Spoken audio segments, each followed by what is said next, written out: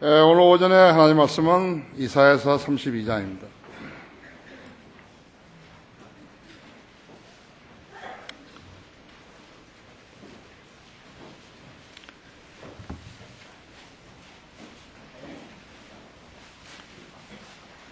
이사야 32장 1절부터 4절까지를 받들어 수 있겠습니다. 보라, 한 왕이 의로 통치할 것이요 통치자들이 공의로 다스릴 것이라. 한 사람이 바람을 피하는 곳과 폭풍을 가리는 곳까지 될 것이요 마른 땅에 흐르는 강 같고 피곤한 땅에 있는 큰 바위의 그림자가 될 것이니라. 보는 그들의 눈이 침침하지 아니할 것이요 듣는 그들의 귀가 경청하리라. 조급한 자의 마음도 지식을 깨닫고 더듬거리는 자들의 혀가 분명히 말하게 되리라. 그렇습니다. 주님이 오시면 바람을 피하는 것, 모든 세파의 이런 재앙들을 피하는 것, 사고들을 피하는 것, 그 다음에 마른 땅에 흐르는 강 같고 피곤한 땅에 있는 큰 바위의 그림자가 될 것이라. 편히 쉬게 하시는 것이죠. 그 다음에는 그들이 눈이 침침하지 아니할 것이요 소경도 눈을 뜨고 또 듣는 귀머거리들도 듣게 될 것이고 조급한 자의 마음도 지식을 깨닫고 말 못하는 벙어리들도 혀가 분명하게 말하게 될 것이라고 말씀하고 있는 것이죠. 자, 다 같이 이 말씀에 조명 주시도록 기도하십시다. 사랑하신 주님, 오늘도 아름다운 예배 환경을 조성시켜 주셔서 감사합니다. 주님께서는 우리 성도들이 얼마나 진리의 말씀에 갈급하고 있는지 알고 계십니다.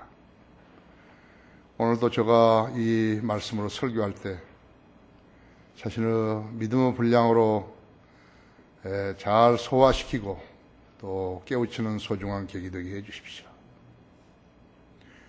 우리 교회에 약간의 변혁이 있습니다. 주님께서 알게 하셨고 또 미리 대비하게 하심으로 인해서 감사를 드립니다. 썩은 생선을 너무 아쉬워서 종이에 싸서 냉동실에 넣었다가 다시 꺼내도 그것은 썩은 생선인 것입니다. 주님 앞에 싱그럽지 못한 지체는 어떤 방법으로든지 쓰임받을 수 없습니다. 우리 성도들이 이 점을 잘 깨닫게 해주시고 늘 주님 앞에 경건하고 신실함으로 서게 해주십시오. 방금 봉도가 말씀 제가 강론할 때 우리 성도님 중에 단 한 사람도 헛되이 받은 사람이 없게 깨우쳐 주시고 잘 성장케 하셔서 이 험난한 세대의 그리스도의 군사들로서 자신의 소임을 다하는 성도들 되게 해 주십시오. 마귀가 하나님의 교회에 대해서 지속적으로 공격을 가한다는 사실을 알고 하나님 말씀대로 정신을 차리고 깨어있어 너희 대적 마귀와 울부짖는 사자처럼 삼킬자를 찾아 두루 다닌다고 하신 말씀을 잘 알아듣고 또 그대로 실행하는 성도들 되게 해 주십시오. 이 시간 이 방송으로 인터넷 방송으로 설교를 듣고 있는 국내에 있는 모든 믿음의 가족들도 동일한 은혜로 깨우쳐 주시고 구원받지 않으면 하나님 말씀을 들어도 소용없다는 것, 새 생명을 얻어야만이 잘할 수 있다는 그 점을 각성시켜 주시기 원합니다. 이 시간을 온전히 주님 손에 탁드리며 곧 다시 오셔서 저희를 데려가실 우리 주 예수 그리스도 이름으로 기도했습니다. 아멘. 왕이 오시면 그런 제목으로 말씀을 드리겠습니다. 이사야 선지자는 여러분이 아시다시피 BC 740년경에 그리스도의 초림과 재림을 동시에 예언했습니다. 이사야 10장 4절에서는 예수님의 동정 탄생을 예언했고 9장 6절에서는 예수 그리스도의 여러 가지 이름들을 예언했으며 9장 7절에서는 왕으로서 통치하실 지상에 세워질 정부를 예언하신 것입니다. 여러분이 펼 수 있으면 이사야서 9장을 펴보십시오. 이렇게.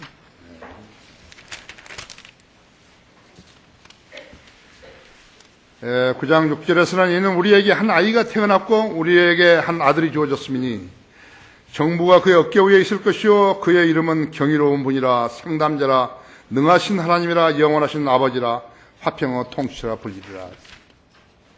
그의 정부와 화평의 가정함이 다윗의 보좌와 그의 왕국 위에 바르게 세워지고 지금부터 영원까지 공의와 정의로 그것을 굳게 세우는데 끝이 없으리라. 만군의 주의 열성이 이것을 실행하시리라. 이 세상에 이 땅에만 하더라도 우리나라만 하더라도 교회라고 하는 것은 6만 개 이상 있는데 하나님의 말씀 그대로를 실행하지 않고 믿지 않으면요, 그건 하나님의 교회 아니에요. 아무리 사람들이 많이 몰려가고 그 교회 아니에요, 그렇죠? 그러니까 여러분이 잘 아셔야 돼요, 그렇죠? 우리는 또 하나의 교회 아니에요, 그렇죠? 하나님께서 왜 우리에게 킹제임 성경을 주셨겠어요? 한글 킹제임 성경을 주셨겠어요? 우리에게 왜 이런 사역들을 주셨겠어요? 여러분, 우리 교회 같은 그 사람들하고 같은 교회 아니에요.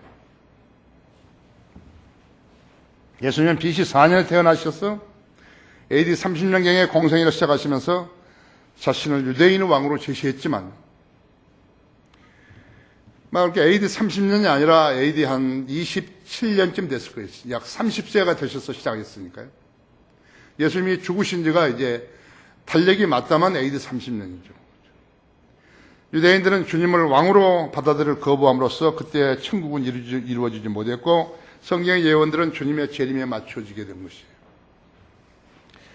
그때 유대인들이 예수님을 그대로 왕으로 영접했더라면 교회 시대는 없어요. 없었을 거예요. 그때 다 휴거되어 버렸다 했어요.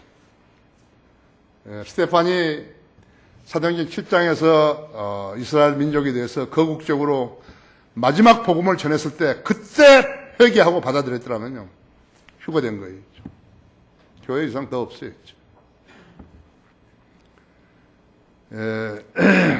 그래서 만일에 그때 받아들였더라면 그때 곧바로 천년왕국이 실현되어 가지고 예수님께서 다윗의 보좌에 앉아서 왕으로서 통치하셨을 것입니다.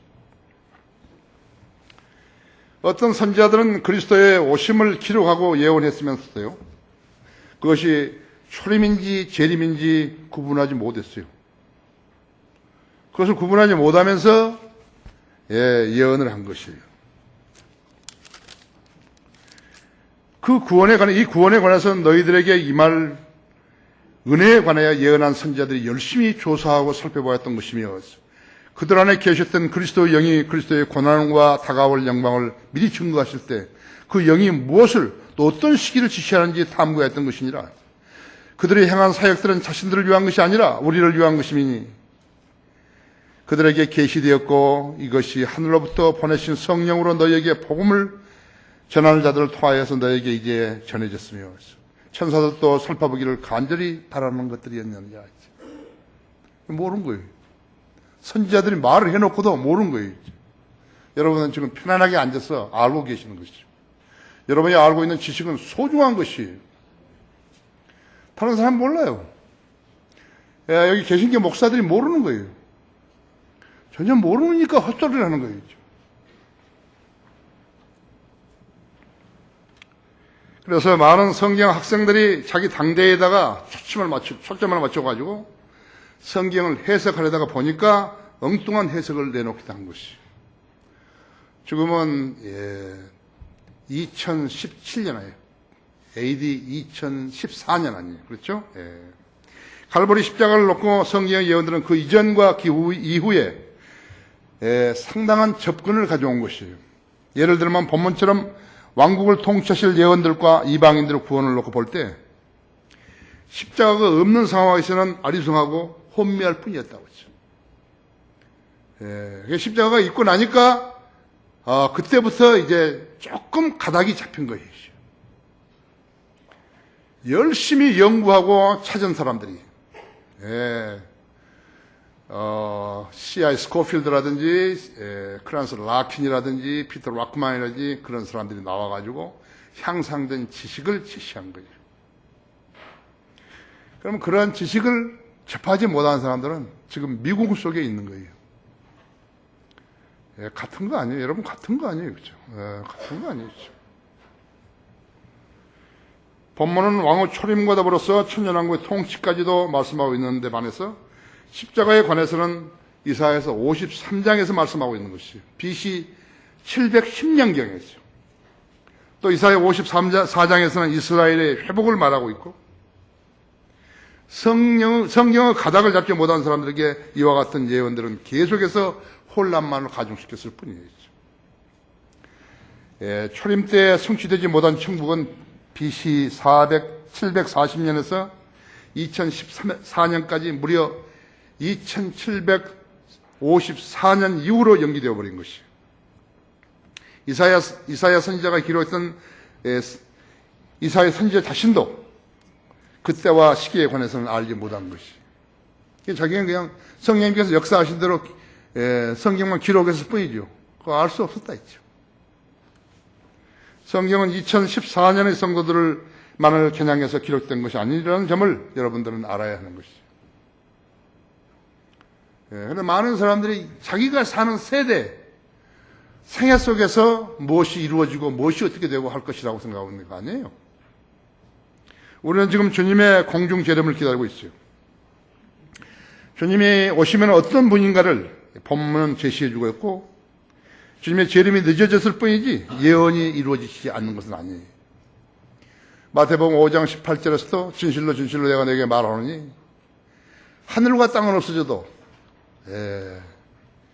율법의 1.1획도 모든 것이 이루어질 때까지는 결코 없어지지 아니하리라고 했다.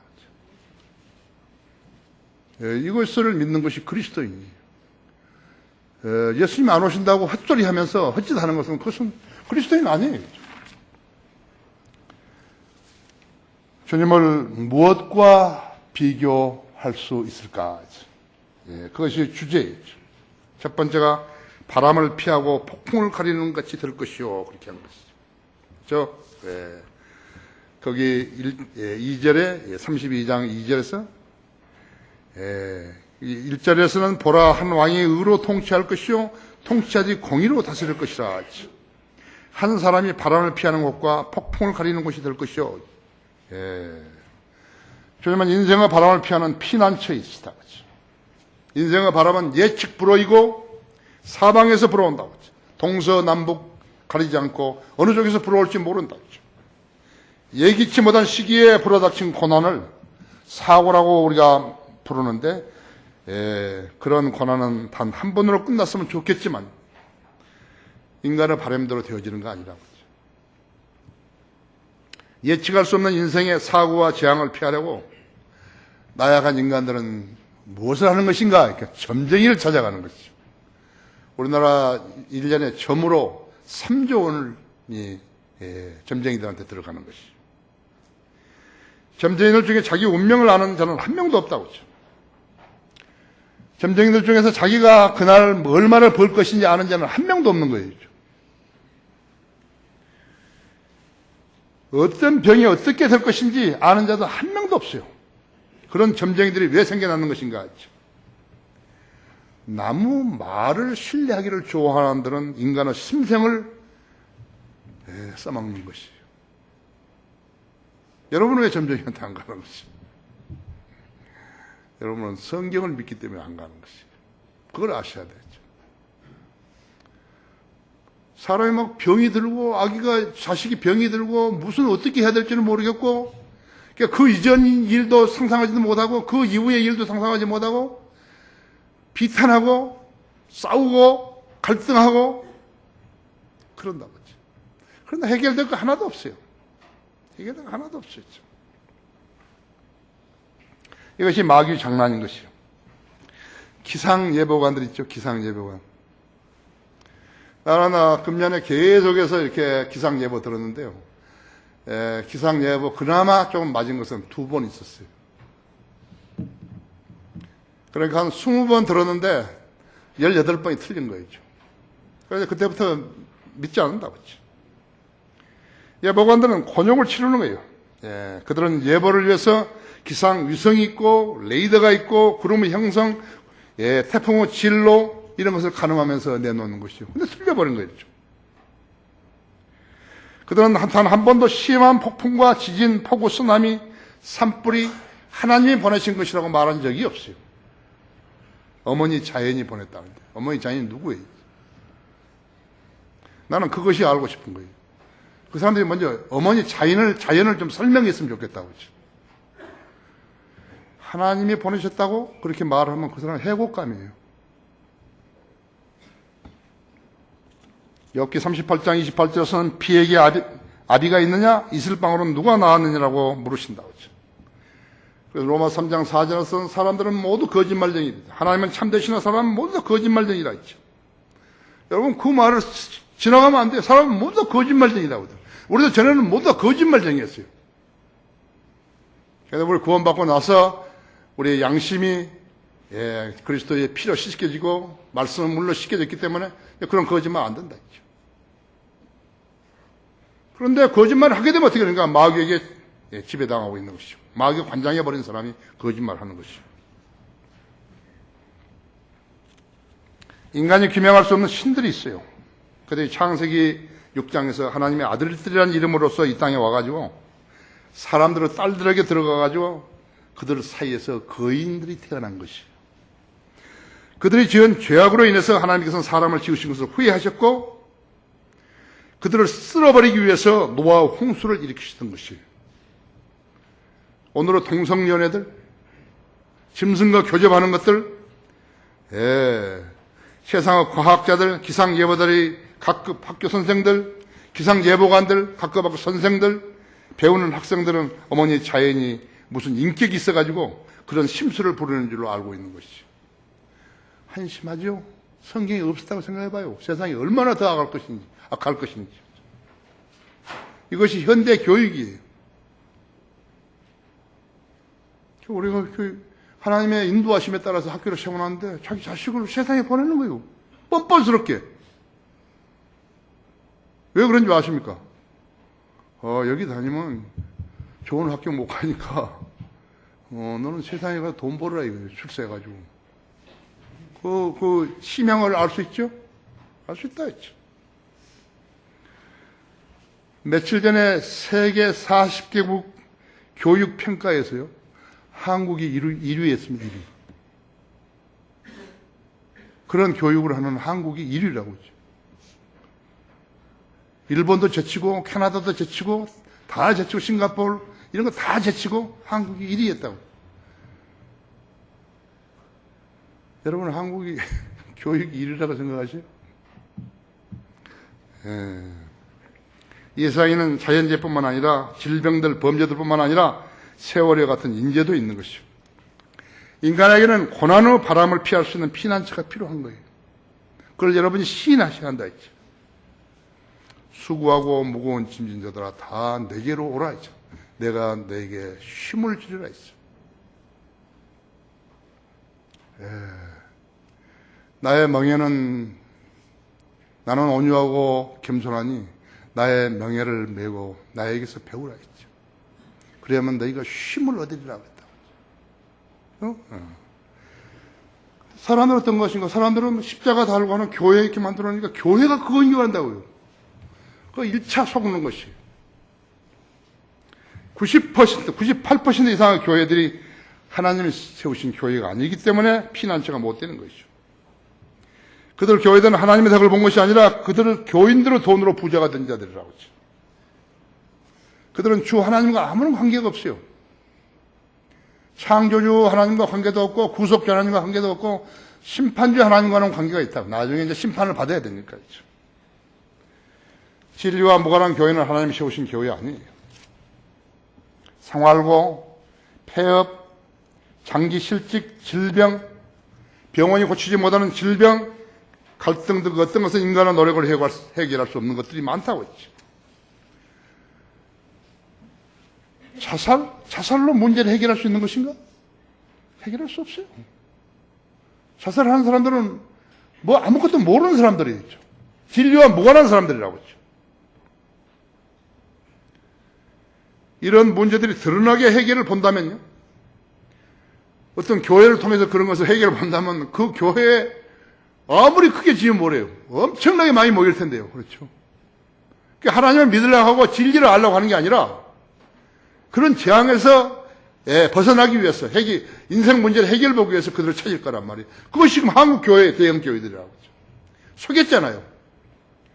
예수 믿으면 부자 된다. 예수 믿으면 모든 질병도 나은다. 마귀도 쫓아낸다. 뭐 다 그렇게 귀신 나간다.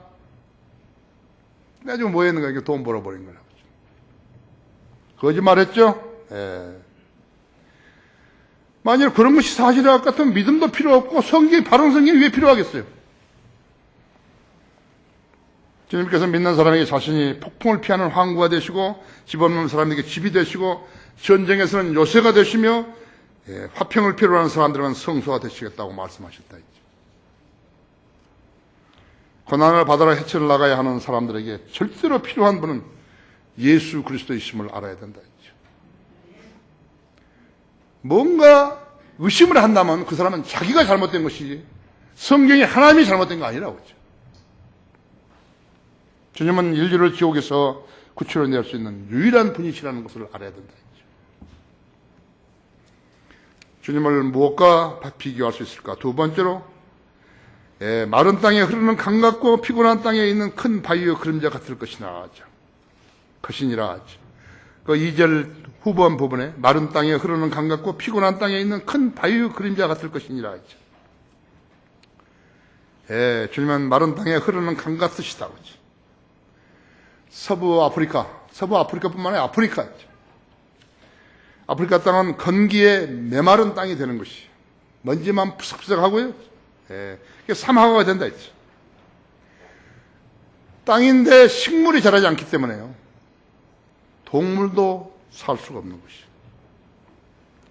것이에요. 식물이 자라지 않으면 동물이 못 사는 것이라고.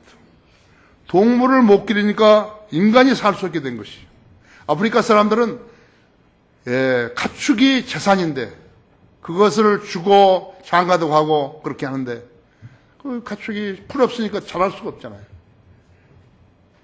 새들 주체도 울신거리지도 않는 것이죠. 땅은 물이 없으면 땅이 아니에요. 알아야 된다 그렇죠. 땅 부자 물이 없으면 땅이 아니에요. 그렇죠? 사막이에요. 폐허예요.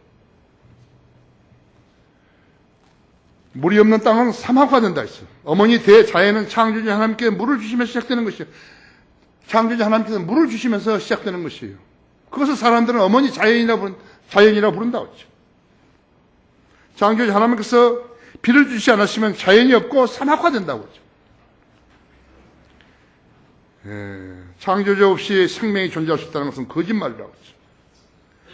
그럼 사람이 창조주를 만나면 어디로 가야 만나는 것인가? 그러니까 바로 성경으로 가면 만나는 것이에요. 성경으로 가면 만나는 것이에요. 어떻게 진리를 터득할 수 있습니까? 성경을 가르치는 교회로 오면 만나는 것이에요. 다른 교회 가면 속는 거였죠. 자연을 만나려면 사막으로 가야 한다 했죠. 성경은 살아있는 책이죠. 성경은 하나님 말씀은 살아있고 활력있어. 어떤 양날 가진 칼보다도 예리하였어. 혼과 영, 관절과 골수를 찔러 가르고 사람의 생각과 의도를 판별하신다고 그랬다. 그러니까 하나님 말씀이라고 하죠. 하나님 말씀을 믿으면 구원받는다 하죠. 새로운 생명을 얻게 되는 것이라고 하죠. 그래서 성경은 살아있는 책이지만 사막은 뭐예요? 사막은 죽음의 땅이라고 하죠. 미국의 라스베가스인데 거기 데스 밸리라고 있죠. 죽음의 계곡이라는 게 있다고 하죠. 그걸 테스트하러 갔다가 죽은 사람이 많다고 하죠. 물을 바로 한 5m 저쪽에 물이 있는데 그거 찾지 못해가지고 죽은 사람도 있다 했죠. 사막은 죽음의 땅이죠. 자, 그럼 그 사막에 하나님께서 사막에다가 비를 주시면 그 사막이 어떻게 되는 것인가? 죽어가는 사막에서 금세 강이 흐르는 것이에요. 쉐류가 지류가 되고 지류가 합해서 강이 돼서 조금 지나게 되면 거대한 강이 흐른다고. 그렇게 되면 어디서 튀어나오는지 각종 식물이 돋아난다. 돋아나고 말라 죽었던 나무가 생기를 얻고 물에는 물고기가 놀고 새들이 돌아오고 짐승이 물냄새를 맡고 돌아오고 각종 짐승 가축들이 휘젓고 다니는 것이 어머니 자연이 하는 거예요. 이 멍청이들이요. 사막에서 물냄새를 가장 잘 맡는 것이 무엇인가? 누군가 이렇게 사슴이. 옛날 카라반들은 그래서 낙타 타고 장사하는 사람들은 사슴을 데리고 다녔어요. 사슴이 물냄새를 맡는 것이죠. 번영을 구가하던 땅에 몇 달간 비가 내리지 않게 되면 인심이 나빠지고 사람들은 비로소 하늘을 쳐다보는 것이죠. 그렇게 하나님은 비를 내리신 분이라고요. 자랑하지 말라고요. 경제 성장, 번영, GDP 상승, 경상수지 흑자, 3만 불 시대. 하지만 비가 안 오게 되면요. 농사는 물론요. 장사, 제조업, 여행, 공항, 기차, 자동차, 여관, 호텔, 식당 모두가 우울해지는 것이. 그러다가 기다리던 비가 내리면 어머니 자연이 내려줬다고 말한다. 아니면 미안했는지 하늘이 내려줬다고 말하는 사람도 있다고. 하나님이 내려줬다고 말을 안 한다고 했죠. 인간이 그죠. 죽으면 지옥 간다고 하죠. 자연과 하늘이 인격체예요. 그게 사람의 이름이에요. 주님께서는 마른 땅에 흐르는 강물 같은 존재가 되신다고 말씀하셨는데 그 뜻은 모든 생물을 살게 하셔 인간에게 절대로 필요한 존재가 되시겠다는 점을 우리들에게 상기시켜 계시는 것이죠. 요한복음 4장에서 생명의 물이라고 말씀하셨고 요한복음 7장 37절에서는 성령을 말씀하셨고 계시록 22장 17절에서는 모든 사람에게 생수가 되신다고 말씀하신 것이죠. 주님께서는 우리 인간의 갈증을 해소시켜 주시려고 마귀에게 시험을 받으셨을 때 40일 동안이나 물 없이 사신 거예요. 물도 없고 빵도 없이 40일간이죠. 우리 인간들에게 물을 제공하시고 생수를 제공하시고 빵을 제공하시기 위해서 40일간 그렇게 고통을 당하셨다 했죠. 그러면서 마귀에게 그 시험을 이기신 것이에요. 성경을 알면 지성인이 되는 거예요. 성경을 모르면 지성인 아니에요. 그렇죠? 주님이 십자가에 달리셨을 때 목마르다고 외치셨다고 했죠. 하나님께서 하나님의 아들이 십자가에 달려가셔가지고 목마르다가 우주 만물을 지으신 분이 물을 지으신 분이 비를 만드신 분이 목마르다고 우리의 구원주가 되시려고 하나님의 아들이 지상에서 마지막으로 견뎌냈던 고통이셨다 했죠. 이사야서 53장 4절에서는 실로 그가 우리의 질고를 지고 우리 슬픔을 지었는데도 우리는 그가 형벌을 받아 하나님께 맞으며 고통당한 줄로 생각하였도다. 지금 이 시간에도 십자가를 오해하며 교회 다니는 사람들이 너무 많다고 했죠. 그들은 하나님의 자녀가 아니에요. 그들은 성경을 공부해야지 진리를 알 수 있는데 성경을 공부하지 않기 때문에 전혀 모르는 거예요. 그들도 좀 알 텐데 모르네요. 그들도 신학교 나오는데 모르는 거예요. 나는 하나님의 종이기 때문에 거짓말 안 한다. 피곤한 땅에 있는 큰 바위 그림자 같을 것이니라. 주님께서 햇볕이 내려지는 광야에서 고통당하는 사람들에게 큰 바위의 그늘이 되어주신다고 말씀하셨어요. 큰 바위는 뭐예요? 반석이에요. 여러분 얼마나 큰 바위 보셨어요? 캐나다 로키 산맥에 가면요 진짜 엄청난 바위들이죠. 그 바위를 지나면 또 바위가 있고 그런 바위가 있고 또 지나가면 또 그만한 바위가 있고 도저히 셈할 수 없다고 했죠. 로마어 공문 방법은 뭐예요? 사람의 사람을 십자가에 매달아가지고 태양빛에 노출시켜서 목말라 죽게 하는 것이죠. 주님은 그걸 당하신 것이. 우리를 위해서 그렇게 그걸 당하신 것이. 교회를 세워서 돈 벌라고 주님이 허락하셨겠어요. 그 날강도들이죠. 장렬한 태양빛 아래서 일하는 농부들, 기술자들, 노동자들은 그늘이 필요하다고 하죠. 우리 김영근 행자가 하면 그늘이 필요하다고 하죠. 그러나 계속해서 그늘 속에 있을 수 없다. 일을 해야 되니까요. 노천 시장에서 일하는 사람들도 그늘이 필요하다고 했죠. 주님께서는 그 그늘이 되시겠다고 했죠. 주님은 더위로 고난당한 사람들에게 생기를 불어 넣어주시는 청량제와 같은 분이시라고 했죠.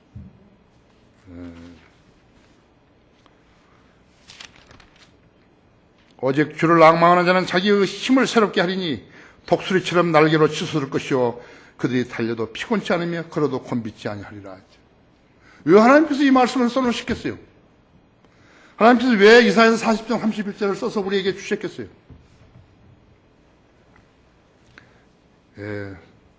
사람은 주님 외에 자랑할 게 없어요.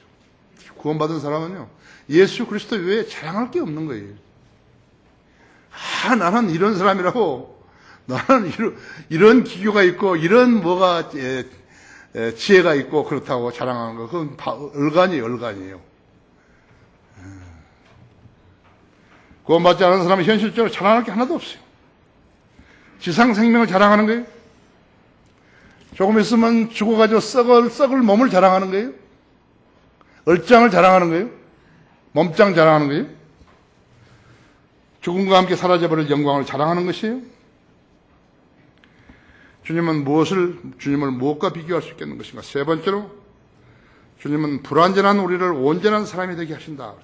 여기 3, 4절에 보시면요. 보는 그들의 눈이 침침하지 아니할 것이요 듣는 그들의 귀가 경청하리라. 조급한 자의 마음도 지식을 깨닫고 더듬거리는 자들의 혀가 분명하게 말하게 되리라. 이런 사람들은 뭐죠? 이런 사람들은 모두 다 심한 장애를 지닌 사람들이죠. 하나님께서 인간들에게 거룩하라고 말씀하셨어요. 레위기 11장 45절이라든지 베드로전서 1장 16절에 내가 거룩하니 너희도 거룩하라고 그랬다 했죠. 온전하지 못한 사람, 그 사람은 주님을 만나기 전까지는 거룩할 수가 없어요. 거듭나지 않은 사람은 거룩할 수가 없어요. 나는 거룩하다고, 나는 종교를 가졌기 때문에 거룩하다고, 나는 교육을 받았기 때문에 거룩하다고, 나는 좋은 집안에 태어났기 때문에 거룩하다고, 그런 말을 할 수가 없어요.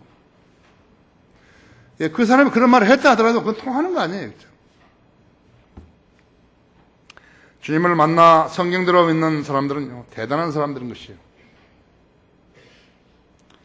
믿지 못하는 사람들은 가짜로 구원을 받았다고 위선을 떠는 것이라고. 예수 그리스도를 거절하고 마귀와 손잡은 자들이죠. 진리를 거부하면서도 하나님을 섬긴다고 말하는 자들은 영적 장애인들입니다. 근데 그 사람들이 자기가 장애인 걸 모르는 거예요. 그들의 특징은 무엇인가 하니까 하나님의 말씀을 믿을 수 없다는 데 있는 것이에요. 여러분들도 하나님의 말씀을 믿지 못하는 그런 마귀의 자식에서 복음을 듣고 그리스도인이 된 것이라고 하죠. 그렇죠?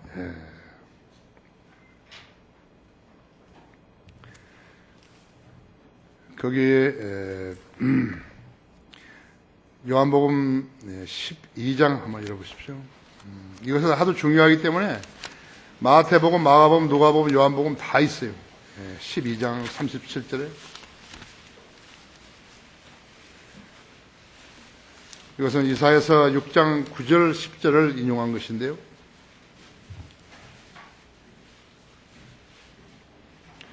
주께서 그처럼 많은 기적들을 그들 앞에서 행하셨으나 그들이 주를 믿지 아니하였으니 이는 선지자 이사야의 말을 이루려 함이라. 그가 말하기를 주여 우리가 전한 것을 누가 믿었으며 우리의 칼을 누구에게 나타내 보셨을까 함이라. 그러므로 그들이 믿을 수 없었던 것은 이 때문이니 곧 이사야가 다시 말하기를 그가 그들의 눈을 멀게 하시고 그들의 마음을 완화하게 하셨나니 이는 그들이 눈으로 보지도 못하고 마음으로 깨닫지도 못하며 회심하지도 못하게 되어 나로 그들을 치유하지 못하게 하리라 하였습니다. 이사야가 이런 일을 말하면 그가 주의 영광을 보고 주의 권하에 말한 것이다. 자, 여러분이 성경을 공부하지 않았다면 이것을 어떻게 알 수 있겠어요? 한 번의 설교로 여러분 생이 그렇게 놀랍도록 변화될 수 있다면 얼마나 좋겠어요? 그런데 여러분도 경험했다 했죠. 영적 지식이라는 것은 한꺼번에 다 깨달은 게 아니라고 했죠. 어떤 그 말씀을 받아가지고 깨우칠 수 있는 조건을 형성했을 때 깨우치는 것이라고 했죠. 그 조건이 무엇인가? 순수하게 하나님 말씀을 믿는 것이에요. 그리고 하나님 말씀을 알고 싶어 하는 갈급함이 있을 때예요. 주님을 만나고 싶은 열성이 있을 때예요. 그러면 하나님께서 그 사람을 깨우쳐 주시고 그 사람을 들어 쓰시는 것이에요. 그 성도들이 다 볼 줄 알아야 된다고 했죠. 우리 교회는 어떤 교회라는 것을 알 수 있어야 된다 했죠. 구원받지도 않는 사람이 여기 나와서 찬양다 했다고 해서 그 사람이 달라진 게 없어요. 거짓말 전하는 사람들은 와가지고 교회 와가지고 누구한테 돈 빌려달라고 그런다고 그러죠. 옛날에 내가 그런 벌써 다 버렸는데 그래 놓고 와가지고선 다시 돈 빌려달라고 그런다 했죠. 여러분이 하나님 말씀을 듣고 깨우치는 계기가 있을 때 그거 여러분이 소위 말하는 은혜를 받는다는 것이에요. 뭐 다른 게 은혜를 받는 거 아니겠죠. 그들을 온전케 할 수 있었던 것은 하나님 말씀인데 말씀을 거절했기 때문에 치유할 수가 없는 거예요.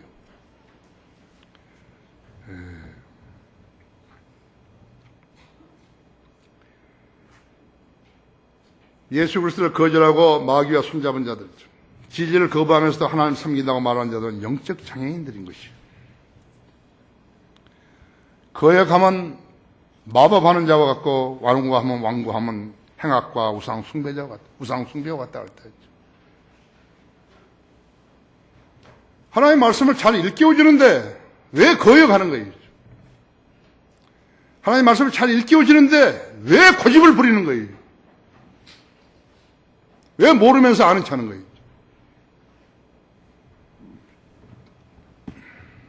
그래서 20년 이상이나 이 교회에서 배우고 졸업하고 가르치고 했는데 왜 그렇게 된 거죠?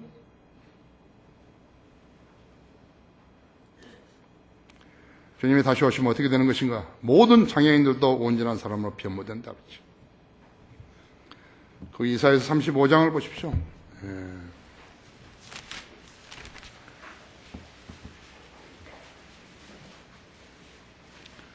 3절을 보시면요. 너희는 연약한 손들의 힘을 쥐며 떨리는 무릎을 견고하게 하고 두려워하는 마음을 가진 자들에게 말하라. 강건하라 두려워 말라 보라. 너희 하나님이 복수하러 오시며 하나님의 보응하시리니 그가 오시어 너희를 구원하실 것이라. 그때 소경은 눈이 뜨이며 귀머거리의 귀가 뚫리리라. 그때 절름발이가 사슴처럼 뛰고 벙어리의 혀는 노래하리라. 광야에는 물이 솟아나오며 사막에는 시내가 흐리리라. 바싹 마른 내단 땅은 연못이 되며 가란 땅은 샘물을 내리라. 용들이 각자 눕는 처소에 있는 갈대와 골풀들로 잡초 자라리라. 한 대로가 거기에 있겠고 한 길이 있으리니 그 길은 거룩한 길이라 불리리라. 깨끗하지 못한 자는 그 길을 지나가지 못할 것이나 그 길은 이런 그런 자들을 위해 유한 것이니 어리석지만 도보로 여행하는 자들은 거기서 벗어나지 않을 것이다. 거기에는 사자도 없고 다른 사나운 짐승도 올라가지 않으리니 거기에는 그러한 것들을 만나지 못할 것이요 오직 구속받은 자들만이 그리로 행할 것이라. 주의 속량받은 자들이 돌아오리니 그들의 머리 위에 노래와 영원한 기쁨을 가지고 시온으로 오리라. 그들이 기쁨과 즐거움을 얻으리니 슬픔과 탄식은 달아나리라. 자, 장애인들 중에서 예수 그리스도를 믿고 구원받은 사람들이 있죠. 이 말씀 그대로를 믿는 것이, 여러분은 장애인들을 만나가지고 복음을 전할 때 동정하는 체 하지 마시고 글자 그대로 전해야 하는 것이에요. 당신은 예수 그리스도 오시면 당신의 몸이 온전히 변화되는 걸 아십니까? 당신이 소경을 만나면 당신은 눈을 뜨고 오죠. 벙어리를 만나면 당신은 입이 열리고 혀가 열리고 오죠. 귀머거리를 만나면 당신은 귀가 열리고 가르쳐줘야 된다 했죠. 그렇죠?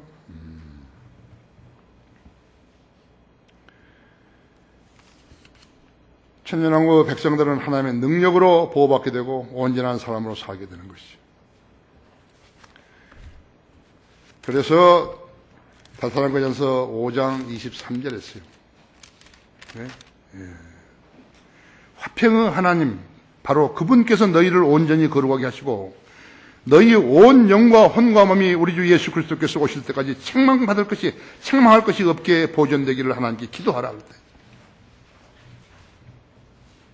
영과 혼과 몸이 온전한 사람은 장애인이 아니잖아요. 그것이 잘 보존되기를, 무엇이가 고장났으니 그러죠. 그렇죠? 잘못됐으니까 하나님을 제대로 못 믿는 것이죠. 하나님 말씀을 제대로 못 믿는 것이죠. 우리 구속주 예수 그리스도는 그 일을 위해 자신을 희생시켜서 1차로 그분이 피로 주님을 믿는 죄인들의 죄들을 제거해 주시고 영생을 주셨다고 했죠. 민수기 23장 19절에서도 하나님은 사람이 아니시기에 거짓말하지 않으시며 또 사람의 아들들이 아니시니 후회가 없으시도다. 그런데 후서 5장 21절에서는 하나님께서 죄를 알지 못하는 그를 우리를 위하여 죄로 삼으신 것은 우리로 하여금 그 안에서 하나님의 의가 되게 하려 하십니다. 이런 하나님의 말씀을 듣고 믿지 못하는 사람은 어떻게 하신 겁니까? 하나님의 진노를 사게 되어 있는 것이죠. 왜 믿지 못할까요? 어떤 사람 믿는데 왜 그 사람 못 믿을까요? 인터넷 방송으로 지금 듣고 계신 분들은 믿으세요? 믿으셔야 된다고 했죠. 믿는다고 고백해야 된다고 했죠. 무조건 교회만 다녀야 된다. 그것은 종교심이에요. 종교심으로는 구원받지 못하는 것이에요.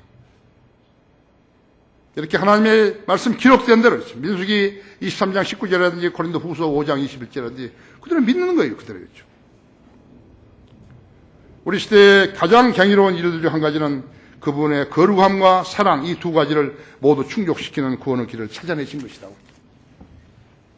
하나님께서 의로우시면서 동시에 죄인들을 의롭게 하실 수 있는 유일한 방법은 하나님께서 죄인들의 입장이 되시는 것이에요. 하나님께 죄인들의 입장이 되셔야 되는데 그 일을 하나님께서 하신 것이에요. 여러분들이 설교를 듣고 배우는 것이 무엇일까요? 바로 그것을 배우시는 것이죠.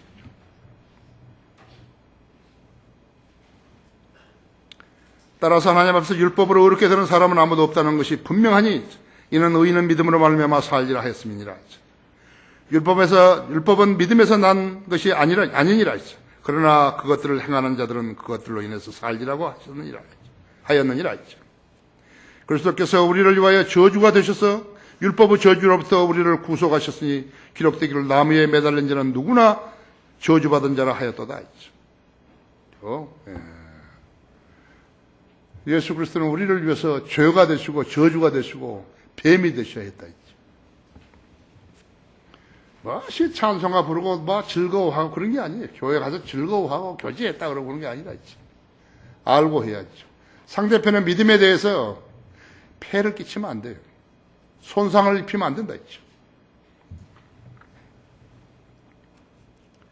우리를 위해서 저주가 되시어 십자가에 달리셨고 그 결과 구원의 복음이 남겨졌다고 했죠. 우리는 그 구원의 복음을 믿고 의롭게 된 것이에요. 왜 내가 아는 말씀을 계속해서 하십니까? 모르는 사람이 너무 많기 때문에 한 거예요. 이것을 믿고 구원받은 사람은 패스예요. 인간이 약한 세상에서 벗어난 유일한 길은 자살 아니에요. 자살이 아니라 예수 그리스도를 믿고 그분의 재림의 소망을 믿고 사는 사람들이 있죠. 이 일은 성경을 믿는 것으로 가능한 것이에요. 예수 그리스도를 믿어 소유한 사람은 모든 것을 얻게 되는 것이에요. 현 세상을 살아가는 동안뿐만 아니라 오는 세대에서도 필요한 것은 그분을 소유하는 것이라고 했어요. 아들인 자는 생명이 있고 하나님의 아들이 없는 자는 생명이 없어요. 요한계시록 21장 3절에서 8절을 보면요. 또 내가 들으니 하늘에서 큰 음성이 나서 말하기를 보라 하나님의 성막이 사람들과 함께 있어 그분께서 그들과 함께 거하시리니 그들은 그분의 백성이 되고 하나님께서는 친히 그들과 함께 계셔서 그들을 하나님이 되시리라. 하나님께 그들의 눈에서 모든 눈물들을 닦아내시며 다시는 사망이나 슬픔이나 울부짖음이 없고 고통 또한 없으리니 이는 이런 것들은 다 사라져 버렸습니다. 또 보좌에 앉으신 분이 말씀하시기를 보라 내가 만물을 새롭게 만드노라 하시고 내게 말씀하시되 이 말씀은 참되고 신실하니 기록하라 하시고 또 내게 말씀하시되 다 이루었노라 나는 알파 오메가의 시작과 끝이라 내가 목마른 자에게 생명수의 샘을 값없이 주리라 하지. 이기는 자는 모든 것을 상속받으리니 나는 그에게 하나님이 될 것이요 그는 나에게 아들이 되리라 하지. 이런 말을 들어보지도 못한 사람도 있다고 했어요. 믿기는커녕죠. 그렇죠? 교인들에게 돈을 가르쳐서 성공을 말하는 자들은 도둑이요 강도들이라고 했죠. 어떠한 말로 표현해도요 미안할 거 없어요. 결론적으로 1937년 미국 하버드 대학교에서 남학생 268명을 선발했어요. 그래서 그들을 인생사례 연구를 위해서 쓰려고 선발한 것이죠. 그 과정을 겪으면서 그 중에 3분의 1이 정신질환을 겪었어요. 행복하게 늙어가는 데 필요한 요소가 7가지다. 고통에 적응하는 성숙한 자세, 고통. 세상은 고통이 많으니까. 그 다음에 교육을 잘 받아야 된다 했죠. 세상 교육. 그 다음에 안정적인 결혼. 금연하고, 금주하고, 그 다음에는 운동을 자주 하고, 적당한 체중을 유지하는 것이다. 이런 결론이 나온 거라고 했죠. 이 연구로 삶에서 가장 중요한 것이 무엇인가 하니까 인간관계고, 행복은 결국 사랑이라고 이렇게 결론을 지었다 했죠. 이 268명 중에서 가장 활발했던 한 학생이요. 이런 원칙을 배우고서요. 결혼해가지고 새 아이를 낳은 뒤에 이혼한 것이. 왜 이혼했겠어요? 상식에 미치지 못한, 그 배우자가 봤을 때 상식에 미치지 못한 거예요. 이게 미친 사람이지 말이에요. 그는 동성애 인권 운동자가 되었고, 삶에 더 나은 것이 없다며 술로 살다가 64살 먹어가지고 계단에서 굴러 떨어져가 죽어버렸다.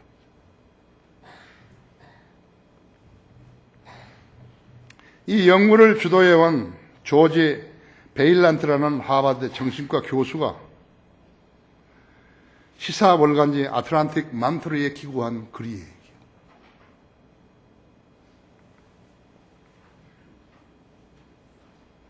이것이 예수 그리스도 없이 제 잘난 맛에 사는 사람들의 인생 결산이에요.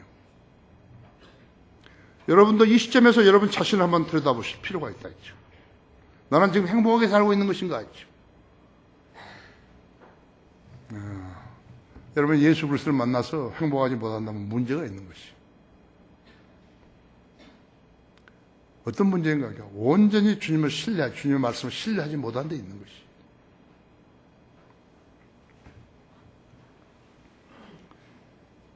여러분은 하버드 엘리트들이 알지 못했던 것을 이미 알고 있는 것이죠. 예수님을 기다리는 만날 것을 소망하고 있는 것이라고 했죠. 왜 그런가? 예수님이 다시 오신다는 거. 우리 왕이 다시 오신다고 해서 믿기 때문에 그런 것이라고 했죠. 그것이 만약 없다고 치면요, 이 사람들처럼 비참하게 되는 것이에요. 왜 이 사람들이 268명을 그 우수한 사람들 선발해가지고 이것을 한번 해보려고 그랬겠어요? 답이 없는데 답을 찾으라는 거예요, 이게. 답이 없는데 답을 찾으려고 지 나름대로 한 사람들이 여기 870만 명이나 있는 것이에요. 그들도 교회 다닌다 그런다고. 어떻게 살아야 할 것인지, 살아야 잘 사는 것인지 여러분이 이미 알고 있는 것이에요. 여러분이 지니고 있는 소중한 지식과 지혜를 싸구려로 안 만들면 되는 거예요. 이것이 오늘 설교 요지이죠. 다 같이 기도하십시다.